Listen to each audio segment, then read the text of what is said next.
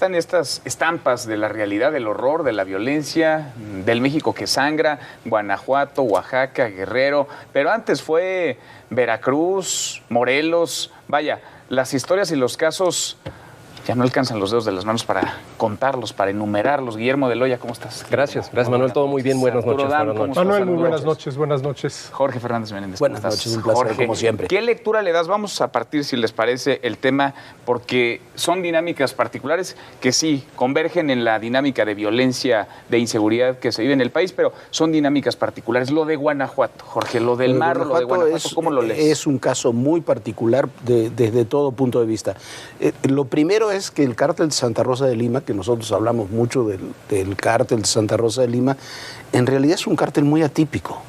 Y es tan atípico que el líder del cártel aparece en un video que él mismo envía llorando y hablando de su mamá y diciendo que se va con cualquier otro grupo para vengarse, que no es algo típico. ¿Por qué? Porque es un cártel local. El Marro, este señor Yepes, era un narcotraficante, estuvo en el cártel del Golfo, en el cártel del Milenio, y regresó a Guanajuato y se hicieron muy poderosos con el huachicol, particularmente. Muy violentos, porque Guanajuato y después se hicieron violentos. Concentra el 10% de los homicidios del país. Durante unos años, este cártel no era violento, por eso tenía tanto apoyo en las comunidades, porque tenían mucho dinero. Hay estudios de inteligencia nacional que decían que ganaban entre 30 y 40 millones de pesos diarios, ¿no? Entonces había dinero para las comunidades y demás. Hace como 2 o 3 años pasó lo que sucede con la mayoría de los cárteles locales. El cártel Jalisco Nueva Generación, expandiéndose, un cártel mucho más poderoso, les dijo: nos aliamos, es como una franquicia, como un McDonald's, ¿no? Le digo, tú pones un dinero, bueno, me quedo con la franquicia, y el Marro se sintió muy poderoso y les dijo que no. Y ahí comenzó la guerra entre los grupos. Entonces, un grupo que no era muy violento y que estaba especializado en el huachicol se transforma, adopta las formas de un cártel y tiene que ir en una lucha violentísima con el cártel Jalisco. Pero esa es su fuerza y su debilidad, porque es un cártel local, eso lo hace muy fuerte a nivel de comunidades, pero al ser un cártel local también toda la estructura depende de la familia y de los amigos del Marro. Y parece que eso lo debilita. Y lo han ido cercando, ¿no? Parece que también lo están rodeando. El propio presidente López Obrador, como no lo hemos visto en otros casos, en este sí particularmente dice: Guanajuato se está saliendo de control y teníamos que intervenir. Claro, se ve un interés particular del gobierno federal por poner las cosas en orden que, bueno, también no resultarían si es que tienes a un cártel debilitado, un cártel local, pero que le puede dar espacio en un clima de impunidad a un cártel que pues tiene una organización sumamente poderosa como es Jalisco Nueva Generación. Estamos viendo ese reacomodo de fuerzas en donde bien lo has precisado. Creo que un cártel local con un empoderamiento, con una liquidez económica muy grande, ha sembrado raíces muy poderosas y muy profundas dentro de la propia sociedad, en donde pues también en un clima de pobreza creciente, como ha ocurrido por las mediciones del Coneval. En propio Celaya estamos hablando que en 5 años hemos incrementado casi 300% del nivel de pobres que teníamos, porcentualmente yendo desde los 22, 23% hasta el 35%. En esta situación creo que también ejemplifica mucho el clima de impunidad, en donde vemos a un líder del cártel de Santa Rosa empoderado, de alguna manera sí, podrías decir que pues descompuesto, pero con un carácter amenazante, y esa amenaza es un ejemplo que ha servido en el pasado, por lo que hemos visto en casos de impunidad y también en otra situación de lo que se vivió en Culiacán en el pasado año.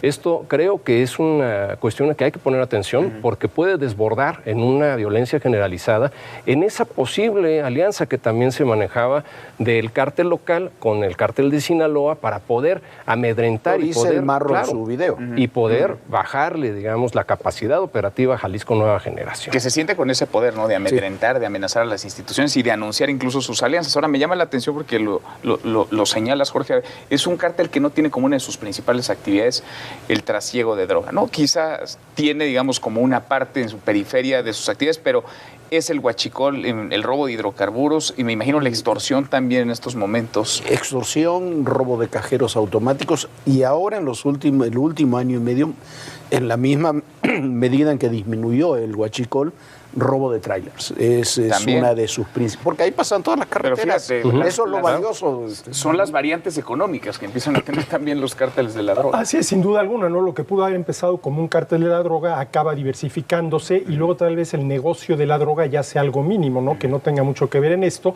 Y aquí la pregunta fundamental es, ¿cómo acabas con esto? Bueno, a ver, ¿cuál es la manera de acabar con esto? Bueno, yéndote a las causas. Y si la causa de todo esto fue en su origen el tema de las drogas, pues por ahí es por donde deberíamos que empezar, ¿no? Yo insisto en esta pregunta, ¿no? ¿Hasta qué punto es correcto, inclusive lo voy a plantear en estos términos, es justo prohibir todo lo que tiene que ver con desde producción hasta consumo de estupefacientes, ¿sí? Porque tú prohíbes eso y generas este tipo de problemas. Y que a lo mejor no va a ser la solución mágica, porque se dedican ya también a otras actividades, pero es parte de la solución. Aquí hay un problema muy importante. ¿Quiénes serían los primeros en oponerse, por ejemplo, a legalizar y reglamentar todo lo que tiene que ver desde la producción hasta el consumo de drogas? Pues los narcotraficantes, porque se les acaba el negociazo multimillonario en dólares que es. Entonces aquí tienes un problema porque los primeros en oponerse a que esto se reglamente, se legalice, pues son los mismos narcotraficantes. Pero ahí yo difiero en este tema en particular. No estoy en contra del tema de la legalización. Me parece que es un tema mucho más amplio. Este es un tema de crimen organizado, no de narcotráfico. Este no era un cártel que comenzó. Sí. Como tú dices, vamos a los orígenes. El origen de este tema es económico. Así es. El origen de este tema es un cártel de huachicol. Era un negocio extraordinario, tenían el control de la refinería de Salamanca, eso de que eran los ductos no es verdad, lo sacaban el petróleo de la refinería. Sí. ¿No? Entonces, para llevarte 30, 40 millones de pesos diarios cártel, en utilidad. Claro, y es un cártel que yo me imagino, no sé, no es una información confirmada, pero no tiene ninguna red de narcotráfico en Estados Unidos. O sea, dudo que haya metido una tonelada de droga alguna vez en Estados Unidos. Lo que lo hace poderoso es otra cosa. Primero todo el negocio del huachicol y luego las comunicaciones. Para el cártel Jalisco sí es fundamental porque ellos sí están en el negocio de las drogas y bueno, por ahí pasa hacia el norte del país, pasa todo, buena parte del comercio del TLC, del TMEC ahora con Estados Unidos pasa por esas carreteras. Entonces controlar esas carreteras sí se vuelve fundamental. Por eso digo que es un caso atípico, no es el enfrentamiento que tenemos en Colima, en Michoacán, en Sinaloa. Este es un caso raro, es un bicho raro. Por lo mismo vale la pena analizarlo y revisarlo. ¿Cómo llegamos? ¿No? A ver, el origen por un lado, pero por el otro es cómo llegó Guanajuato de ser un estado hasta cierto punto pacífico, hasta hace relativamente poco tiempo, un alto, a ser el estado que concentra la mayor cantidad de homicidios dolosos en el país. Aportación ¿Cómo de más llegamos a que Guanajuato fuera una entidad pujante en términos económicos, que lo sigue siendo, a que fuera protagonista ya de la nota roja de este país? Bueno, es un sistema muy complejo y es una serie muy desafortunada de eventos, pero también tiene que ver con el debilitamiento que ha tenido el propio Estado desde sus fuerzas municipales, desde el primer respondiente, desde el primer círculo. Porque ahí me imagino que están cooptados algunos muy probablemente, cuerpos de seguridad. Muy probablemente. Yo no creo que pudieran tener más altas. No creo que pudieran tener una capacidad operativa si desde ese primer círculo hubiera un avisoramiento claro que permitiera hacer una estrategia estatal y una estrategia nacional para el combate a este tipo de fenómeno delictivo.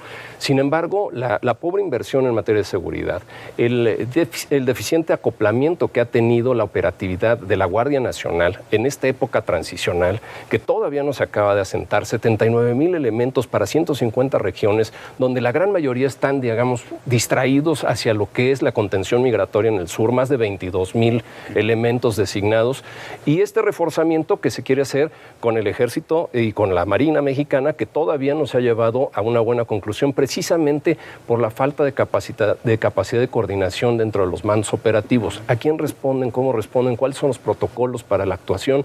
Y en esto nos deja también una situación. ¿Pero eso no te suena a que le justificamos la inacción a los gobiernos municipales? Pero no hay... Perdón, aquí la pregunta es si es por falta de fuerza de las autoridades, del Estado, del gobierno, o por falta de honestidad que se traduce en falta de eficacia. Porque, a ver, ¿es posible un negocio como el del huachicol sin que, por decirlo suavecito, las autoridades se hagan de la vista gorda? Imposible. Yo lo veo muy difícil, ¿no? ¿Y de qué depende la eficacia de la autoridad en su combate contra el crimen? De la honestidad de la autoridad. Déjeme poner un ejemplo muy sencillo. Si el policía está coludido con el ladrón, es un policía deshonesto.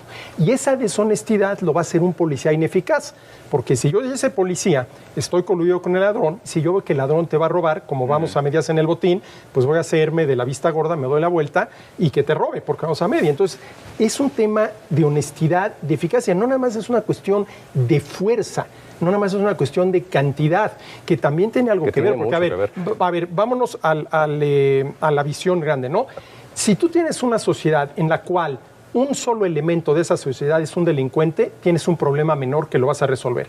Pero si tienes una sociedad donde todos menos uno son delincuentes, tienes un problemón. Y una pregunta interesante en el caso de México es, ¿dónde estamos? A ver, ya pasamos de cierto límite donde la cantidad de delincuencia es tal... ¿O se normalizó? ¿Se normalizó? Pero es que hay que volver, otra vez, volver a los orígenes y como decía Dashiell Hammett, hay que seguir la pista al dinero. Entonces, y aquí hay bastante. Hay bastante dinero y hay que recordar, lo importante es que no comenzó como un cártel de drogas. Sí. Más allá que controlar narcomenudeo en ciudades importantes. Es un negocio ilícito. Era un negocio ilícito que todavía no eran las drogas. ¿Por qué la policía? Hacías una muy buena pregunta, porque la policía de Guanajuato hace 10 años era muy buena. Era de las mejores del país. ¿Qué pasó? Había mucho dinero. Era diferente que tú compraras a la policía para que dejara traficar cocaína a que te decía, te doy un dinero del huachicol, ¿no? Y terminaron comprando. Ayer presentamos en todo personal hasta los presidentes municipales y expresidentes municipales que trabajan con el cártel de Santa Rosa. Era imposible de otra y después forma. Y después ese dinero, también como ha ocurrido con el huachicol en Puebla y en otros lugares, llega a las comunidades. Cuando tú dices, bueno, ¿qué pasó en Villagrán que no lo pudieron detener en octubre pasado al Marro? Es que la comunidad es la que salió a defender al Marro, porque había dinero. Ahora, ¿por qué lo están asfixiando económicamente y pegándole a su círculo familiar? Porque esos son los operadores. Entonces, la empresa ilegal, sin dinero no funciona. La empresa ilegal es el paraguas, pero tienen ya también base social. Tienen base social. De la droga. La están perdiendo. Bueno, estos cárteles, digamos, la están perdiendo porque han tenido que recurrir, en el caso del cártel de Santa Rosa de Lima, a lo que no hacían. Al robo, a la extorsión, el robo de cajeros automáticos, el secuestro, porque se quedaron sin dinero. Y un dato solamente que yo creo que es para reflexionar, el fiscal de Guanajuato lleva casi una década como fiscal, nunca se enteró. Nunca se enteró. Qué bárbaro. ¿No? Nada más para redondear la idea que establecimos en la pasada intervención.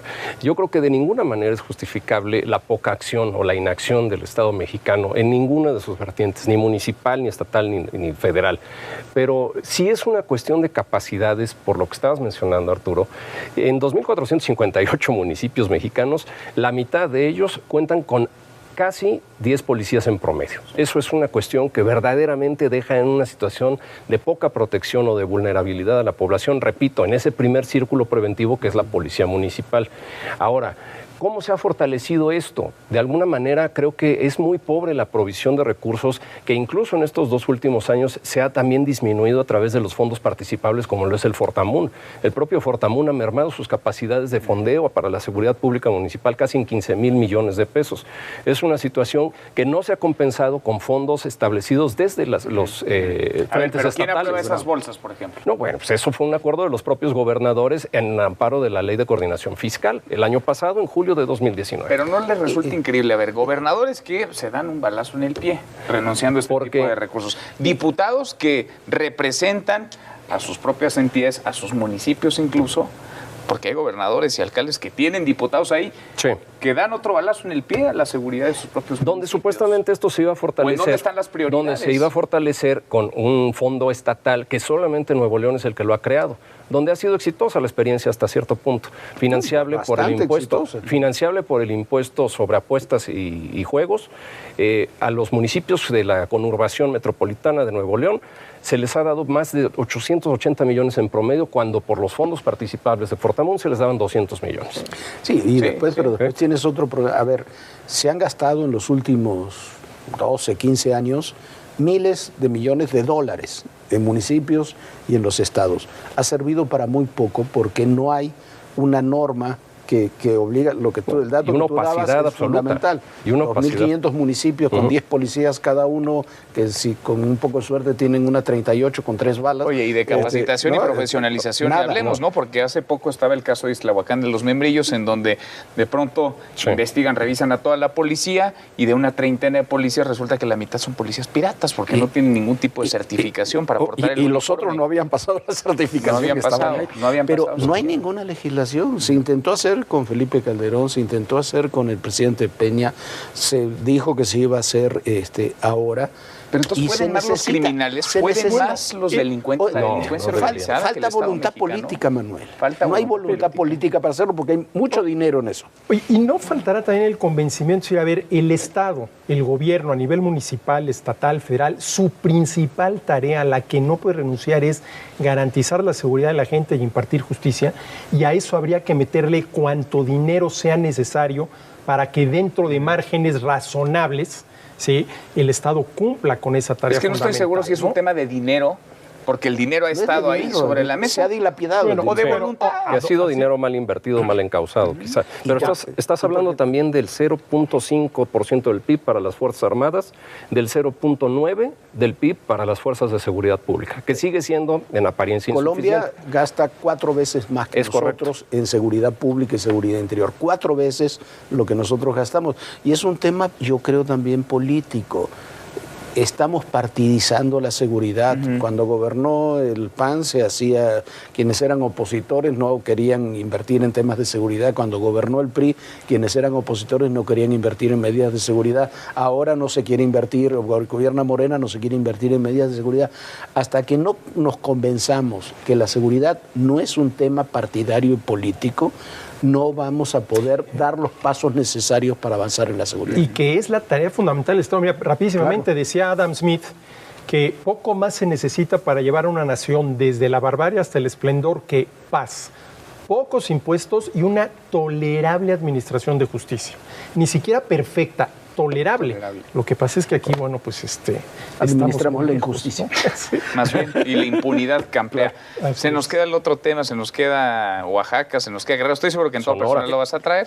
Es nuestro tema personal, Ah, todo bueno. personal. Entonces, mira, No lo quemamos. Entonces ni lo quemamos. No lo quemamos, no lo Y quemamos. se quedan con Jorge Fernández Menéndez y Viviana Belsazo, que lo van a traer, pero mire, suficientemente dosificado, masticado, hilvanado. Gracias, Jorge, por estar Muchísimas acá. gracias. Muchas gracias, Gracias, Arturo. Gracias, Manuel. Guillermo. Muchas gracias, Manuel. Gracias a usted Gracias. por vernos. Soy Manuel López San Martín. Nos encontramos mañana, noche de miércoles, en esta República MX. Pásala muy bien.